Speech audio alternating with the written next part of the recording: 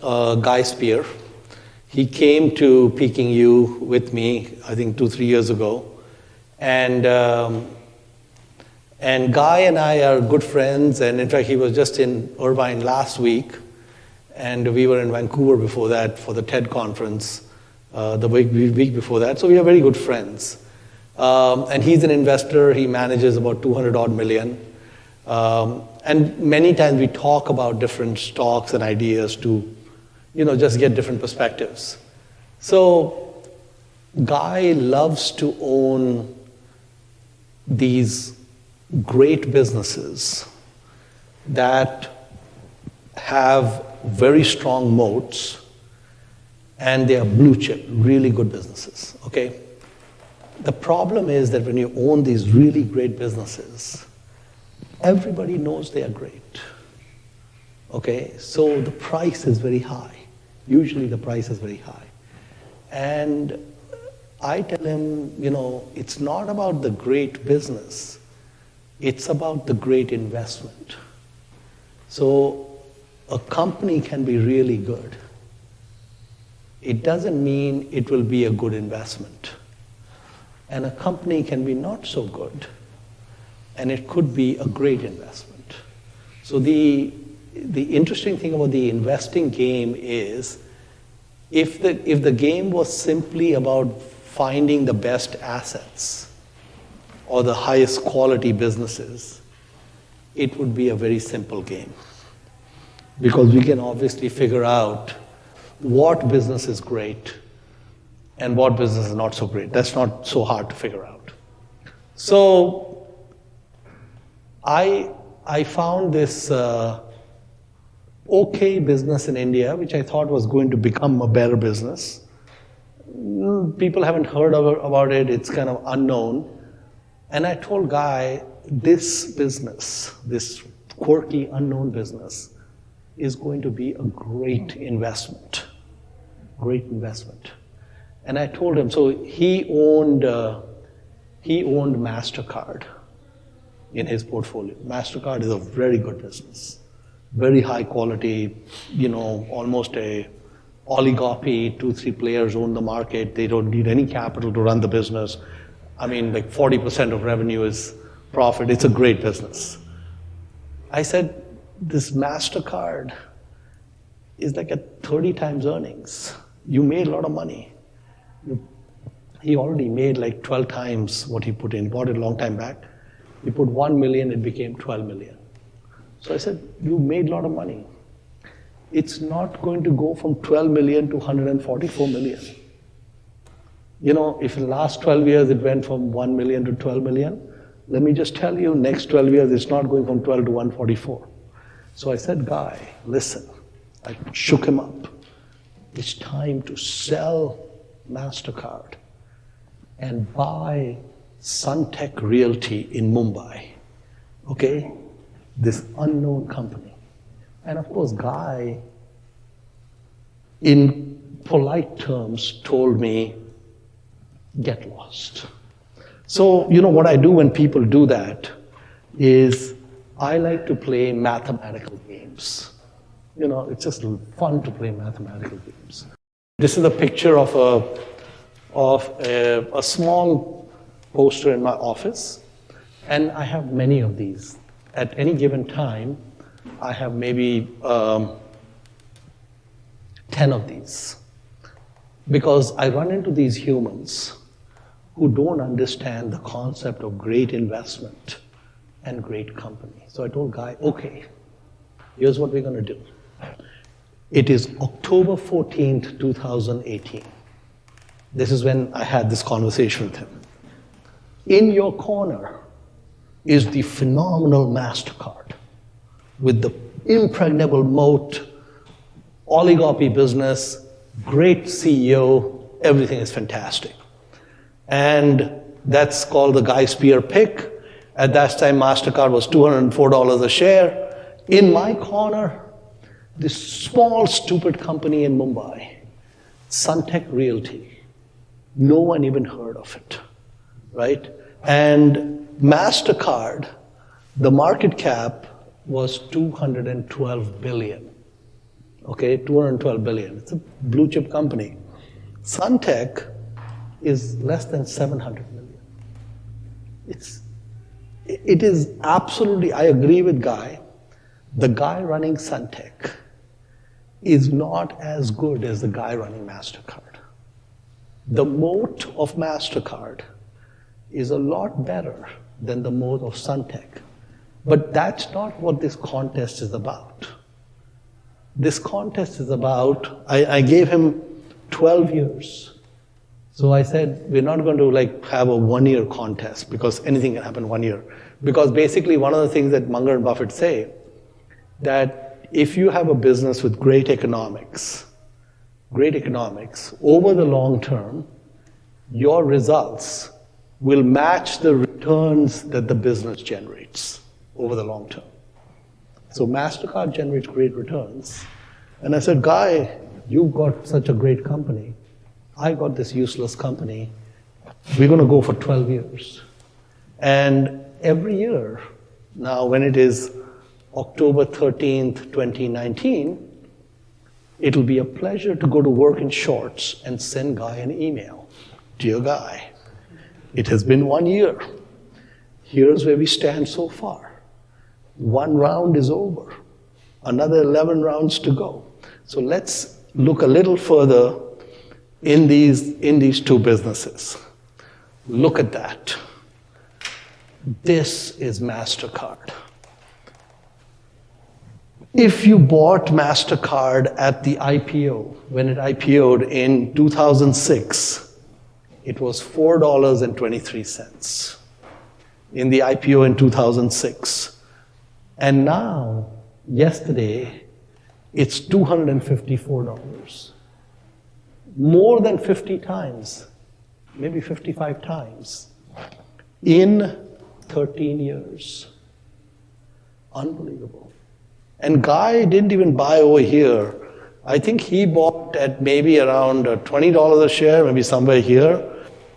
2010, somewhere here he bought. And every time I meet Guy, I tell Guy, have we sold MasterCard? No, I cannot sell MasterCard. It's too precious. Precious, cannot sell it. How can I sell it? Look at this. Can you sell this? You can't sell this, okay? And then we have just some data, okay? So it's 261 billion market cap. The trailing PE is 42. I'm almost having like a cardiac, 42 times trailing PE. Trailing return on equity is 106. We give you all the slides. You don't need to take pictures, don't worry. I send you all the slides. Trailing return on equity, 106%. And annualized return since the IPO, 37%. Unbelievable. Great. But that's in the past. It's not going to help Guy in the future. We care about the future. We don't care about the past, right? So now here's Suntech. Look at the stupid chart, okay? MasterCard, so beautiful.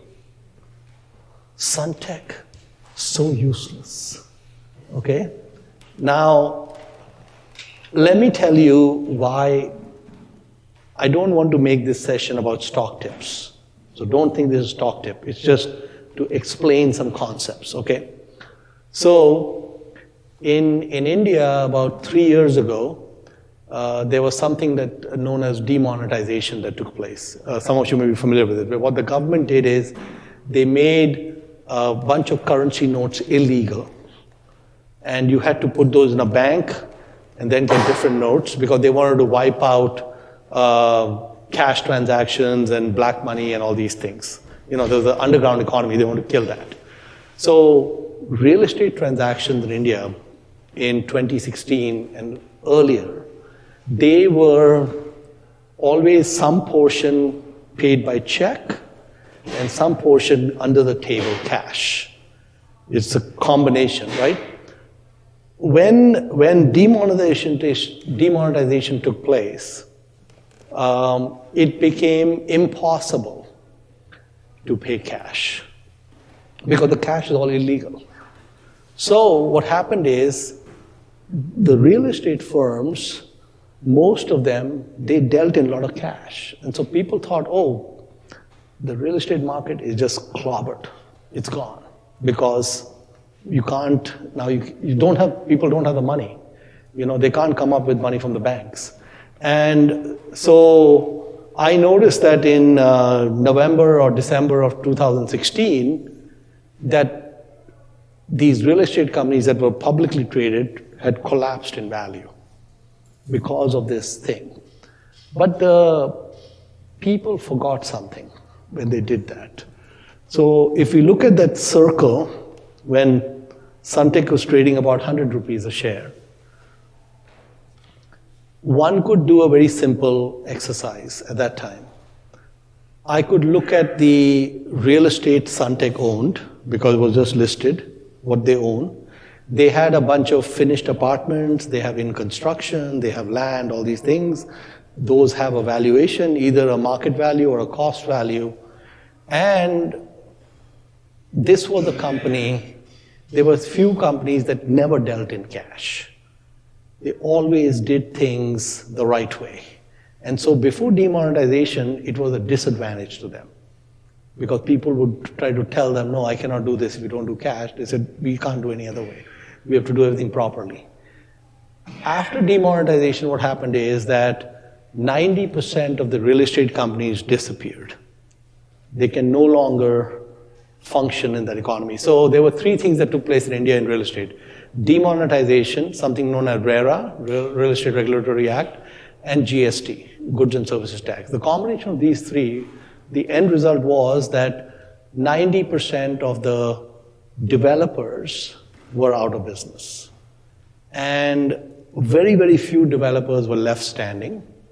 The ones that were left standing were the ones that always conducted their affairs with very high quality. They delivered the properties, they did everything by the rules, they followed everything. Sunteck was one of them. And so at that time, when the stock was at about 100, the market value of the company was less than $200 million. Just one project that they had, where they had 60 finished apartments in the heart of Mumbai, those apartments were worth about 500 million. There's no debt. So the market cap is 200 million. They have 25 projects. One project is 500 million. Okay, there are another 24. So when I started to look at the value of everything they had, it was many times the value of the stock. There's no comparison. And reason why is that? Because people, when there is a seismic event like this, demonetization, they just run to the exit. Everyone just sell the stock and run, right? So the stock is sitting there, no one's interested. I am interested. I tell the broker, every share, anyone who has any shares, just buy as much as you can, okay? And now we own 9.999%. That's the maximum I'm allowed to own. So the maximum that I could buy, I bought. 1/10 of the company we own. And you can see what happened after that is in the last 3 years, it went up almost 5 times. It went from 100 to almost 460, close to 500, right? And in fact, I'm not even doing the contest with Guy from 2016. I'm not using that 100 rupee price against MasterCard. I'm using a price when it's already gone up quite a bit. So if I go back, I'm not using 100, I'm using 355, right? So it's already gone up quite a bit. But I said, Guy, even with the 355, we'll kick MasterCard's ass, no problem, okay? And I'm hoping that in 5 or 7 years, he will understand what is already obvious to all of you. So there's Sunteck. These are the numbers. The market cap is now close to $1 billion. Trailing PE looks high, 30 times. ROE is low. The returns since the IPO, I don't care about. But the returns since demonetization, which is when we invested for the first time, is 400%. The annualized return since then is about 95%. And here's where we stand today. So we started October 18th. Until today, MasterCard is up 25%, pretty good. From October to May, 25%. Suntec is up 38%. Okay, so far, Mohnish is ahead. Well done, Mohnish, so far. But we have 11 and a half years left to go. 11 and a half years. Now, let me just tell you something else about MasterCard. Buffett invested in Coca-Cola. He bought Coca-Cola stock for the first time. And from 1988 till 2000, it went up like 12 or 14 times. It went up a lot. They put about 1.2 billion, it was worth like almost 15 billion. Very nice one. From 2000 onwards, so Coke was very cheap, by 2000 was trading at 40 times earnings. From 2000 to 2018, Coke delivered a return of less than 3% a year. Okay? Why did it deliver a return of 3% a year? It's still a great company. The Chinese love Coke. Do you love Coke? There you go. Okay, so Coke has a global footprint. It does well everywhere. The bottling business is separate. It makes a lot of money. The return on equity is great. Just like MasterCard, it's a great business. But the thing is, the starting price that you pay matters. In 2000, you were paying more than 40 times earnings for that business. And by 2018, it's trading at 17 times earnings. So the multiple went from 40 to 17. Okay, so MasterCard actually, in my opinion, is not as good a business as Coke. Why is it not as good a business? Because it is subject to disruption. You know, in China, no MasterCard. Do you guys use MasterCard in China? No. Wiped out, not allowed to come in. Okay, and the payment systems in China are way more advanced compared to MasterCard, and they're much cheaper, the frictional cost is much low. MasterCard gets 2% on every transaction, 2%.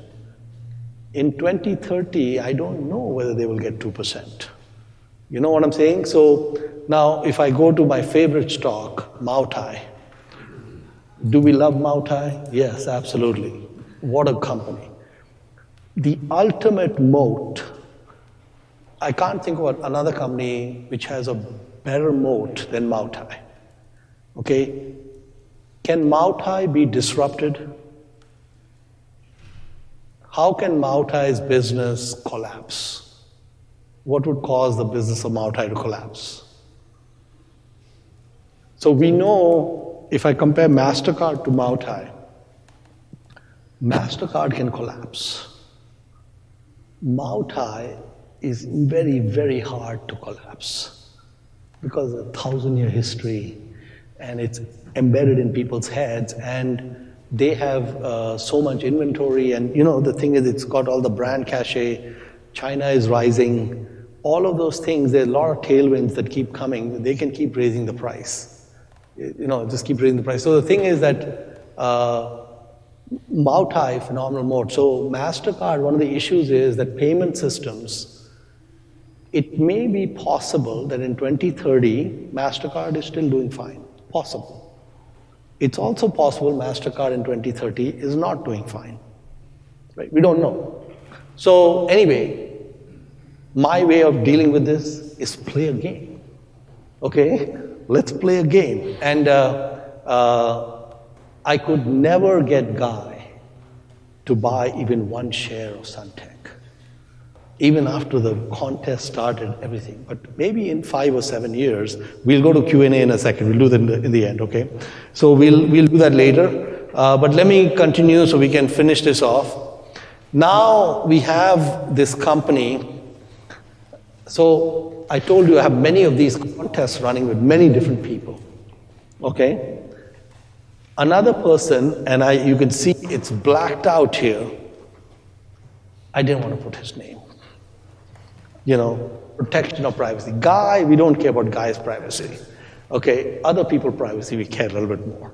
Okay, so a money manager told me recently, this is just April 7th, this game just started 23 days ago. Mohnish, Motherson Sumi is an unbelievable business. I said, Mr. X, forget Motherson Sumi. The action is in Rain Industries. Now, in this case, both businesses are in India. Okay, and let me just explain something about Motherson Sumi.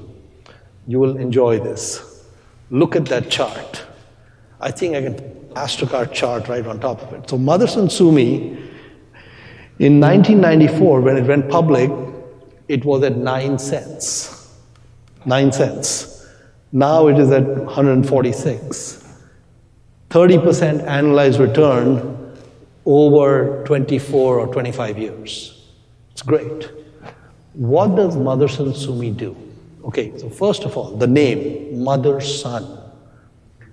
The guy who runs it, who I met, he's a great guy, I like him a lot, Chand, started this business with his mother. Okay? Since he started the business with his mother, he said the name should be Mother Son.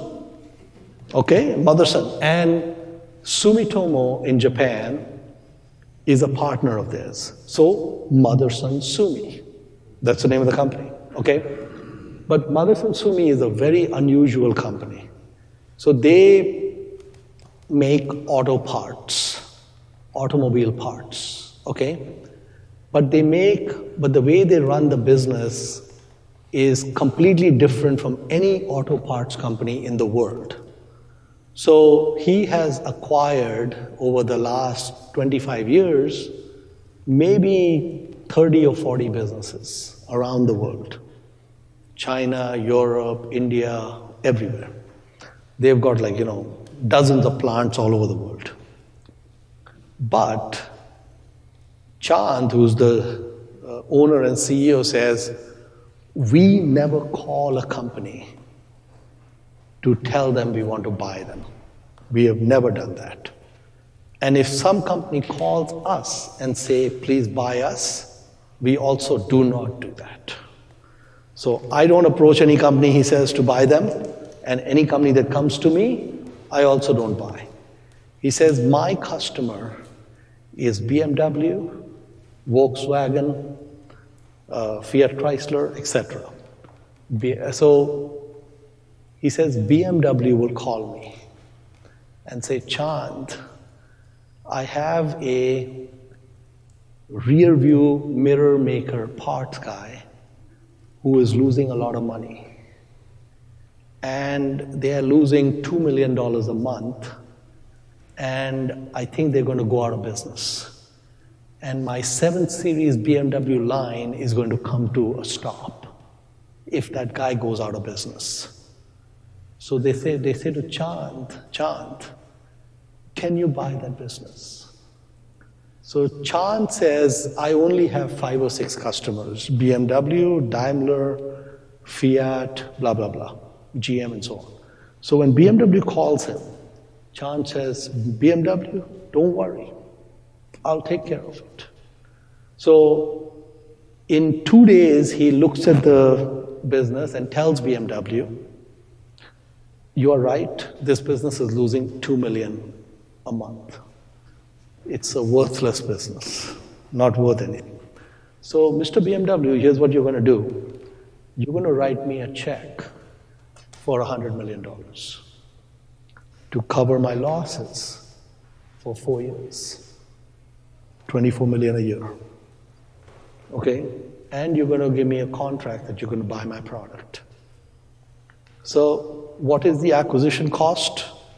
Minus $100 million. BMW writes him a check. Why does BMW write him a check? The 7 Series line is going to come to a stop. They can't stop the line. You cannot stop making BMWs. They'll lose billions of dollars. So Chand buys the mirror manufacturer, and he does not make many changes. He only makes 2 or 3 changes. First change, whoever's running that plant is fired. First change. Whoever's the owner of running the plant, they're gone. Second change, he looks within the organization, finds a person no more than 35 years old, and tells the person, you are now the new plant manager. From the same plant. He does not send his own people. He takes, so if they buy a plant in Austria, they'll look at the people in Austria, in that plant, and they'll pick a guy and say, and the person they may pick may be 4 levels below the CEO. They don't care. Straight, he becomes a top guy. The third thing that typically happens when Motherson Sumi buys a plant, in about 3 months, it stops losing money. You know, he got paid 100 million. He only lost 6 million. After that, in next 3 months, it's making a little bit of money, and after 1 year, very solidly profitable. Okay? And BMW, extremely happy. And how many companies can BMW call like that? Not many. So Chand understands that his job, who is his customer? His customer is BMW. What is his job? Take their pain away. And they will call him and say, Chand, this harness company, I have a problem. Chand says, you have no problem, I'm there. In 1 day, they do the deal. Other principles that Motherson Sumi uses, they have never relocated a plant to save on labor. So they don't take a plant in Germany and move it to China. Never done that. Because they want to be loyal to the people who are there. And they said, we'll make it work with those same people. We don't need to move the plant. The other thing that they do is, Motherson Sumi runs on SAP. Their software platform is SAP. They don't impose anything on the company they acquire. So if the mirror company is using some other software, they will build all the interfaces at Motherson so they can deal with them. But they don't ask that company to change. And over time, that company is going to realize I'm better off being with SAP as well. So they'll change. And then what Chand has done, because he's a very good manager, he has his plant managers, who are all these young guys, talking to each other. They meet every 6 months or something, sharing best practices, going back and forth, and on and on. So Motherson Sumi, I think in the last 2 or 3 years, I met about 200 public company CEOs in India, or 200. No one is as good as this guy. No one. Best out of the 200. But I took a bet. I took a bet against Chand. Okay? Just like I took a bet against MasterCard. And I told the guy, Chand will lose. Okay? So you know what the fund manager told me? Mohnish, can I share this picture with Chand? Okay, the CEO of Motherson Sumi. I said, please feel free. Okay, because Chand is very competitive. Okay, the moment he sees a picture like this, his blood will boil. That he wants to take the other company out. I said, you share the picture, do whatever you want. Rain is going to blow him away. Okay, stupid rain that no one's heard of. Okay, so here's Motherson Sumi. See, my job is so much fun. You go in the shorts, you start a contest, and then just watch the drama. So much fun. That's why I don't need to get paid. It's fun without getting paid. Okay, so here's Motherson Sumi. 6.6 billion market value, trailing PE is 27, high return on equity, and since the IPO, 30% a year. Okay? This is not even the thing. What Chand does, Chand tells you in 5 years what the revenue is going to be, what the profit's going to be, what everything's going to be. He already told the market. So he already told the market that in 2023, my revenue will be 70% more than today. So the market tells him, Chand, how are you going to get 70% auto parts? He said, don't worry, the phone call will come. Phone call will come, I'll keep doing the deals, right? So Chand already told the market what he's going to do. Then we have Rain Industries. You saw the Motherson Sumi chart, right? Just to remind you of the Motherson Sumi chart. This is the Motherson Sumi chart. Here's the Rain Industries chart. Nothing happening from 1991 till 2015. Flat. Okay, the opposite of Chand. But I don't care about all this. This is when I invested for the first time. So, I'm going to make sure I keep you guys on track. So, Rain Industries, somebody sent me, some person I don't know, sent me an email which had a write-up on Rain Industries. I never heard of this company before that. So someone sent me a PDF, about 20 pages, explaining Rain Industries. 3 hours after reading the PDF, I'm buying every share. Okay? Told the broker to every share, whoever wants to sell. I own, guess what? 9.999% of Rain Industries. Just like Suntech, 9.999%. They won't let me go over 10. So just one share below 10, I just sit there. Okay? And why did I buy Rain Industries? So the thing about Rain Industries was that when I saw the report I got, the market value was $200 million. And it's in the aluminum supply chain business. Like they make, these coal tar pitch and different products which go into the manufacture of aluminum. And it's an oligopoly. There are only 2-3 players in the world who provide that. So it's very concentrated. When I read the report, I said it's a very high probability that in 1 year, maybe in next 3-4 years, they'll make $200 million.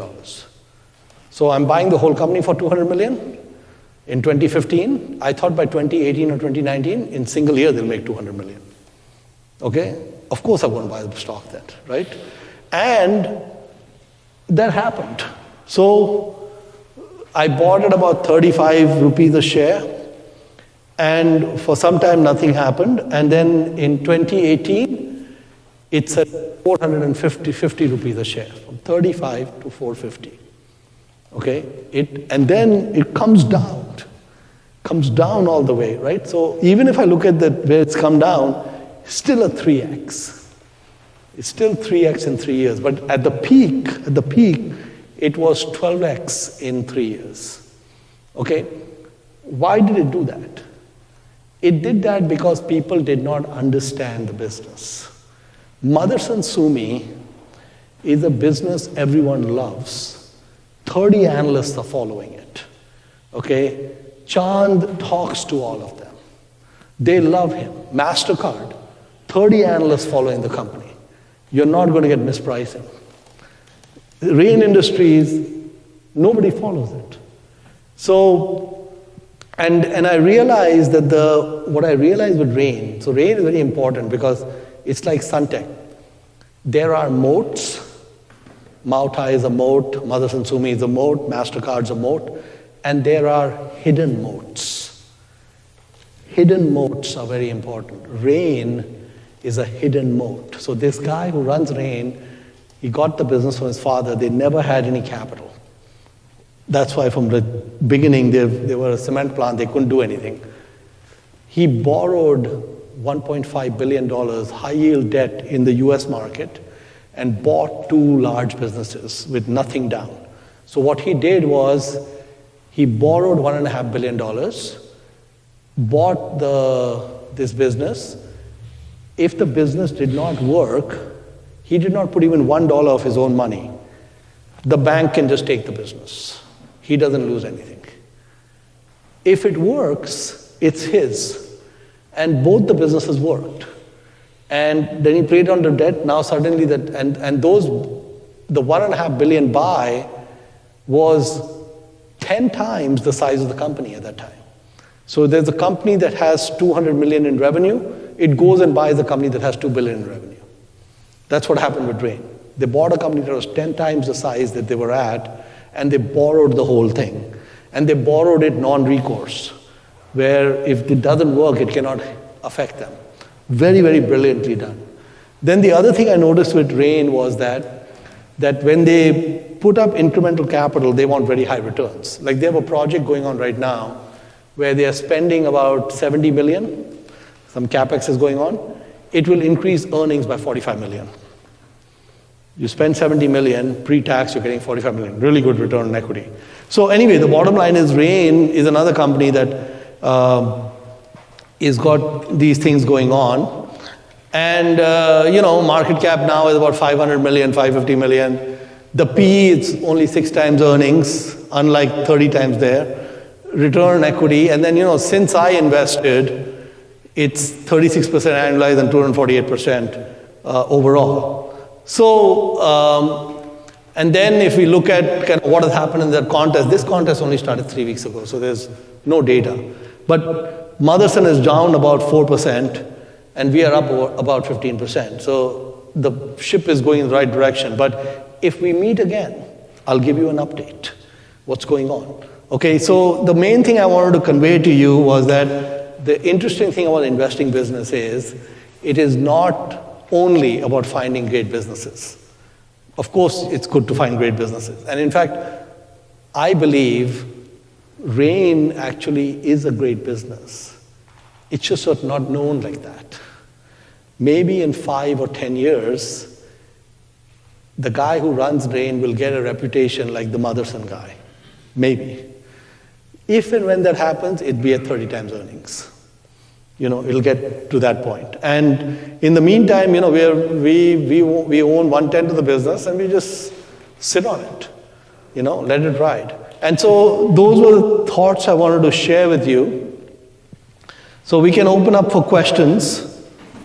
And if you just tell me whether you're a grad student, undergrad student, or if you're working in industry, that'd be great. So tell me your name and your question, and we'll go from there.